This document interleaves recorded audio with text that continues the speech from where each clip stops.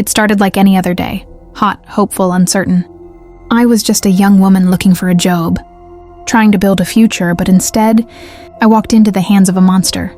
My name is Iniobong Umoren. I'm 26 years old, a philosophy graduate from the University of Uyo. People knew me as smart, driven, and kind. I lost both my parents when I was young, so I worked hard, really hard, to put myself through school. Sometimes I had to skip classes just to make enough money to get by, but I made it.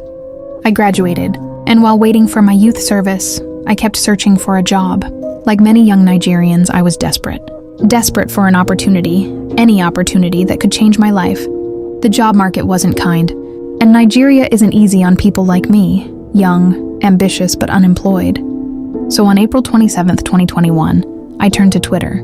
I posted a tweet asking if anyone knew of any job openings. I didn't think much of it. I was just hoping someone out there would help.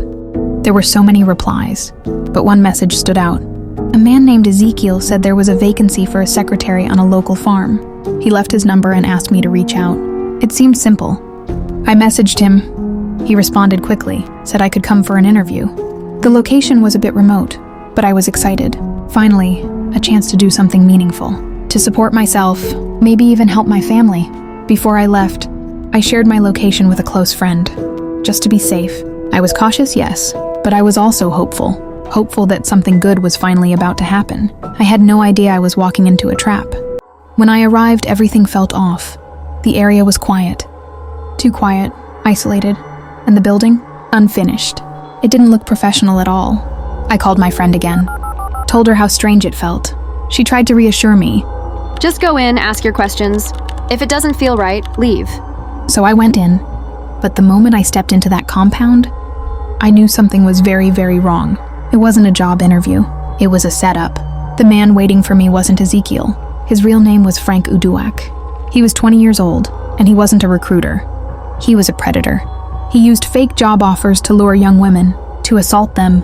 I wasn't the first, but I was determined not to be just another victim. I screamed. I fought. I begged. But he overpowered me. In the middle of the struggle, I managed to reach for my phone. I called my friend. I couldn't say anything. I just screamed before he snatched it away. I prayed someone would come, that my friend would sense something was wrong, that the location I sent would lead someone to me. But no one came. Hours passed, and then everything went dark. He buried my body in a shallow grave, right behind his father's house. Like I didn't matter, like I was disposable. But my name did not die in that grave. My friend refused to stay silent. She raised the alarm.